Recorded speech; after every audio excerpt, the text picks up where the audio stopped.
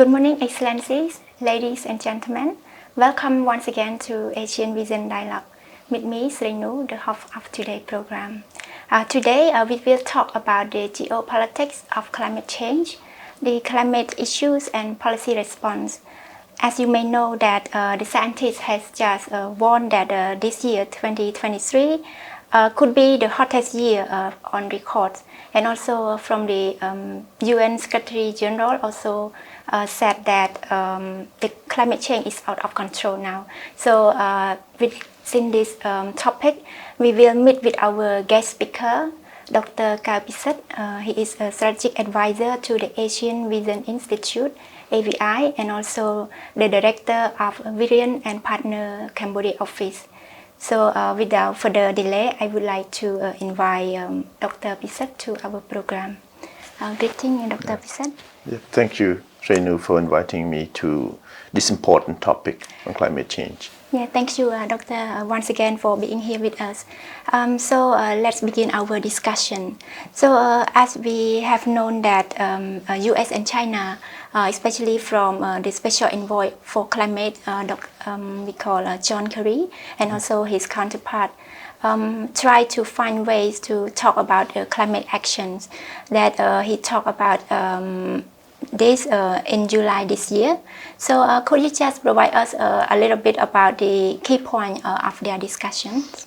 Thank Sreynou. That's a really important development for global climate talk, because China and the US are the major polluter, ranked number 1 and number 2 for greenhouse gas emissions, which are the main cause of global warming and climate change.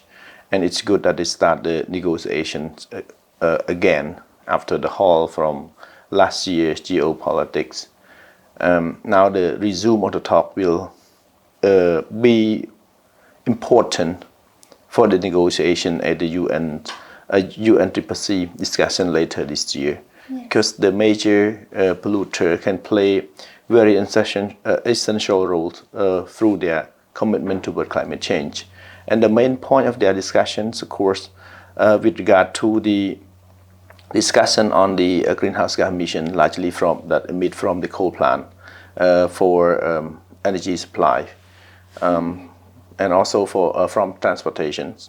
And the other important point is also with regard to deforestation, and in which there is a certain share of Chinese greenhouse gas emissions, but the main greenhouse gas emission for China is in energy, and same to the US. They also have large emissions. US is also one of the major export of gas and coal and other form of fossil fuels as well.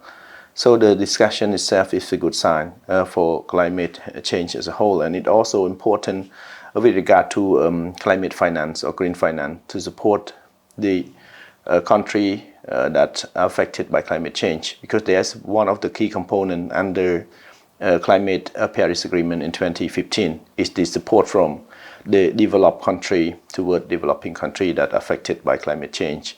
So there's a talk there, and we hope there's a pathway to work better solution for climate change, even though it's been delayed and distracted by different reasons in terms of frictions in different parts of the world, especially in Europe right now, because Europe play a very important role in driving climate agenda. You may have seen on Europe climate law, on European sustainability, taxonomy, and others. So the major economy, major polluter are the key driver of climate talk, global climate talk. Our hope of climate solution lie in there. All right. Thank you, Doctor, for your insights. Connecting to your answers, some said that it is logical to assume that the wealthiest nations or like the major polluter should be the one to responsible for climate change. So in your opinion, do you think that who should be responsible for that, and how can we stop those countries from polluting the planet? Oh, that's very important topics, and that also in top a very important debate in the UNCCC discussions over the years, over decades, who should be responsible for climate change, for solving climate change, for taking a lead, for investing more toward climate emissions, toward supporting those affected by climate change. And it's clear it's clear in the discussion, actually, in the UN CCC discussion, that it's largely the responsibility of the developed country, because they were the ones who started the Industrial Revolution, which led to a heavy emissions, a large emission of greenhouse gas into the atmosphere, which give rise to the global warming nowadays. And then it comes when we are all in the same situations. They start calling for other countries to participate, and of course, right now there are major polluters, but they are still developing countries like China, Russia, Brazil, and other. And we try. Every year at the UN conference, there's also discussion here and there, and there were some countries also walk away from the Kyoto Protocol, and so even from the climate talk as well. For example, the U.S. or even Japan, that one who supported on Kyoto Protocol, the founder of Kyoto Protocol, and so on. So it came to the discussions in Paris Agreement 2015. It's a common. They consider it is the common issue that we have to address. In the past, the UN discussion is more about a common responsibility with individual capacity. I mean, every country participate in addressing the issue based on their capability, and it also the responsibility of the developed country to support the developing country that need more financial support, need more energy transfer, need different capacity building and other kinds of support in order to achieve their commitment. And in Paris Agreement 2015, they come together and they come okay, let's agree that it's in the past that developed country were the one who pollute and for economic growth. Right now, developing countries have also gained a lot from the emission of greenhouse gas into the atmosphere, and the problem could not be solved by developed country alone. So each country should participate. That's why we have this nationally determined contribution, have the commitment to set target to reduce greenhouse gas emissions by 2030, and then have a long-term decarbonization of the economy by 2050. Some country by 2060, for example, China by 2060, other country by 2050, 2060. Cambodia also aim to become the carbon neutral country by 2050. Even Cambodia is a small country, but we also show our determinations to contribute to solving climate change as well. So, but then again, even with the Paris Agreement 2015, it also still largely the responsibility of the developed country to provide support in terms of the capacity building, in terms of technology transfer, financial support, and so on, to the developed country, especially to developing country, especially to the least developed country, for example, Cambodia. Yeah. So, come back to the question to be specific. It's the global responsibility, the developed country, and also polluter.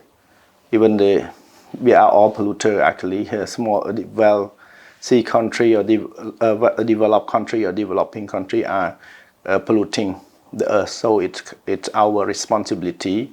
Small economy, large economy have to play our own role, make as much as possible effort to reduce greenhouse gas.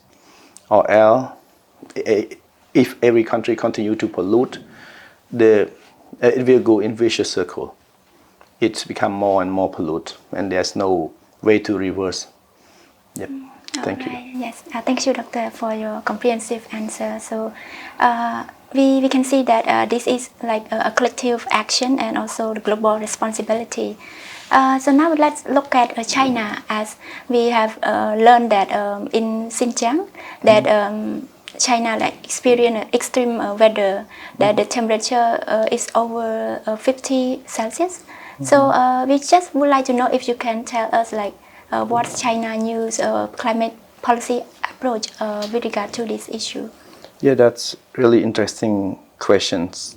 It also linked to the point back, the collective effort versus individual effort, right? And come back to the question, do you think China can solve it alone by themselves? China have right now been hit by this heat wave of more than higher 52 degrees Celsius. And similar incident also happened in India. Similar, and while in Australia, in the US, wildfire there, hurricane, storm. So almost all countries around the world being hit by the impact of climate change, right? And then, of course, the countries start to realize that, oh, we need to do something. But does it matter that individual country solve it alone and will it solve the global problem? No, it is not. So China may change their policy in order to contribute to solving the climate problem as a global problem. But at the same time, they have to work with other countries. China alone cannot solve the problem. That's why we have this UNCCC. It's the biggest what we call international treaty in the world, but it's still a struggle to come to the common point. And there were a Paris Agreement 2015. It already like a positive sign for the world. But right now we got distracted. We was hit by the COVID-19 epidemics, and then right now the war is going on, and then other issue as well. So to me, yes, China policy they already made commitment to cut their carbon greenhouse gas emissions to be at the peak by 2030. And then try to reach by 2060. So they already showed the commitment. What about other countries? I think the EU is the one that take extreme stance. They even they have different legal instruments in place in order to enforce within the EU boundary and also with other partners as well. So the issue is now, as we said, as we discussed, it's not really domestic issue, it's global issue. China would adjust their policy to contribute, but at the same time, every single country in the world have to contribute. No matter what China try to adjust their policy, but without participation from other countries, without leadership from other countries, China cannot solve the problem. Same to the US, same to the EU. That's why we have the Paris Agreement, to have every single country of the world to cooperate and contribute as much as they can. Yeah, thank you, Doctor. From your perspective, as we can see that we have Paris Agreement 2015, and until now, it's like the problem is still still in place that we need to consider and try to take more actions. So could you tell us if you can what are the challenges or the threats that the world is facing to fight against climate change issue? Yeah, right now we start to each country with the impact that you just mentioned about the impact of climate change, and each country start to admit that climate change is there. It's affecting every country economy, and they start to act. In the past, it's too long. It's sort of like what you call attitude that you could not see it. You just wait and see. But now it's come to the point that it's already there. Scientific evidence are there. Impacts are there. The climate change present existence so straight to the world, to the economy, and they have no choice. They have to act, right? But even so, they still have to consider between domestic or individual benefit versus collective benefit. Each country still have to consider what policy that they should take in order to maintain their status quo, still continue to maintain their economic growth while contributing to their collective effort. not the other way around, not contributing so much to the collective effort while diminishing their own national economic growth. And then that come into the politics. There are a list of priority they need to do, but then they would consider, any country would consider what action they should take. Because first would be to ensure the stability and sustainability of their economic growth, and while contributing to collective effort, right? For example, even we talk about this battery, car battery, the e-vehicle and so on. It's a competition between different firm, different company, and those companies are also from different country, and some even import the battery from other country to their country. It's not really necessarily a pure globalized world that you can do trade freely. There are always restrictions here and there. Even the effort really important, really useful for a climate change effort as a whole, but still there's also competitions between one country to another. That's why you see a bit of development, a bit of positive progress toward climate change, and then it also pulled back as well. Yeah, 2015 it was so much optimism, so much hope for climate change. Right now, a little bit of back, you know, a lot seem like a step back, yes. And now it's still trying to move forward. But to me, as long as we move forward, even one step, two step, it's already a good sign, rather than come to the point that everybody is so busy with the geopolitical rivalry, busy with wars and so on, which really put a stop on the climate change, climate effort. That would be a disaster. And again, if you talk about other challenges, we still have a lot of attitude, individual behavior toward climate change. We talk about the limited funding on climate finance. We have we still have limited technology to address climate change and institutional capacity, local knowledge, and so on. There are different challenges. Yes. But the top one, I would say, like every country should try to reduce, or try to, what you call, I would say, try to not to focus so much on competition, but more on cooperations. Because like what you have seen on trade, competition restriction on trade, on the impacts on the multilateral organization in recent years, it really have an effect. It really have a serious hurdle for climate change effort as a whole. So to me, to overcome the challenge, we need to come back to the UNFCCC and really make serious commitment based on their individual capacity to contribute. Right. Yeah, from even developed country and also developing country, and the least developed country like Cambodia. We are a small country, victim of climate change, but we still make effort to contribute. All right, thanks, Doctor. That's very insightful. And thanks for your profound perspective. So now we come to another last question, because we can see that in November there will be a COP28, that this is the climate summit. So from your viewpoint, it's like what strategies or adjustment, especially for major powers, to consider in order for them to work closely together to deal with the climate change?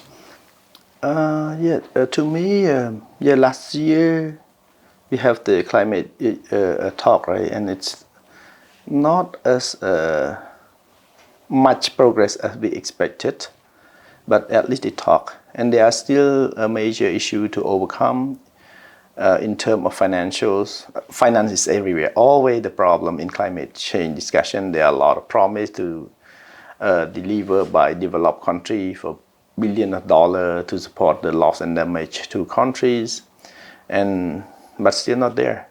And the mechanism for the implementation, for funding to support loss and damage is not there. I think they still need to talk about it on climate change, to support different countries for climate change adaptation, for the countries who are affected need to adapt.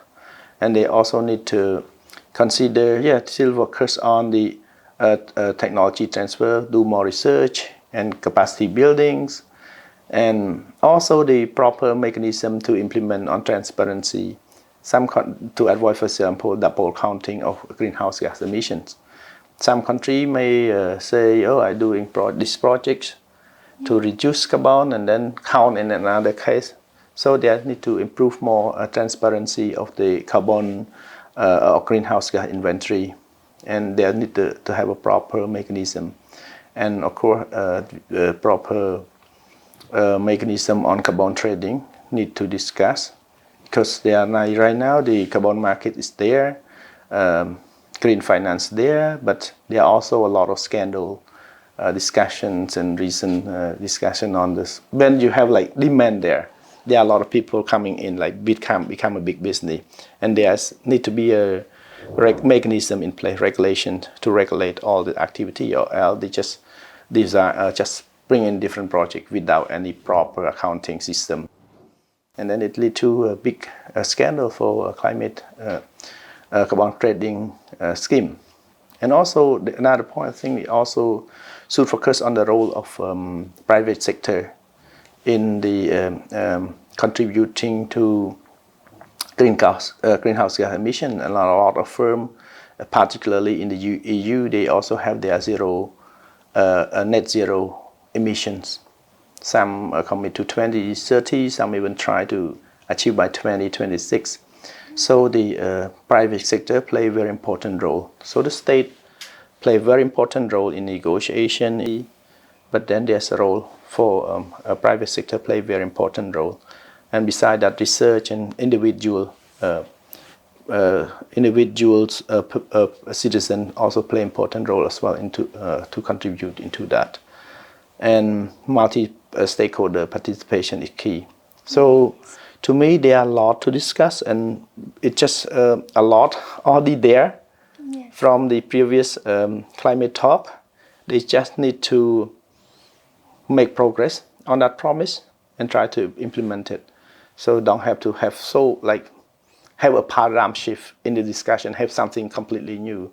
But Paris Agreement, discussed in 2015, right? Now it's already 8 years, still there. So work on that. To me, just get what already promised, what already said, and put into practice. We just need to walk the talk. Yes, thank you, Dr.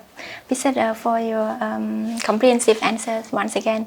I think that's really a productive discussion for today.